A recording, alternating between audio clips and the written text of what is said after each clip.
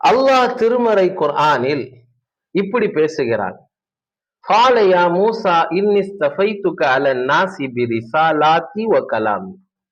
மூஸா அலைஹிஸ்ஸலாம் அவர்களே, உங்களை மக்களை காட்டிலும் என்னுடைய தூதுத்துவத்தை கொண்டும் என்னுடன் உரையாடும் பேச்சு என்கின்ற தன்மையை கொண்டும் நான் உங்களை தேர்ந்தெடுத்திருக்கிறேன் என்று சொல்கிறார். அன்பார்ந்த பெருமக்களே, கோடான கோடி மனிதர்கள் இந்த உலகத்தில் பிறக்கிறார்கள், இறக்கிறார்கள்.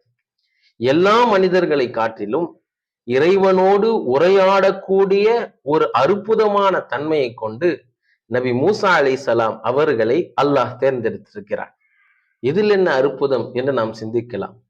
நபி மூஸா அலைஹிஸ்ஸலாம் அவர்கள் சிறிய வயதில் ஒரு விபத்தினால் தன்னுடைய பேச்சின் சரளத்தை இழந்தவர்கள்.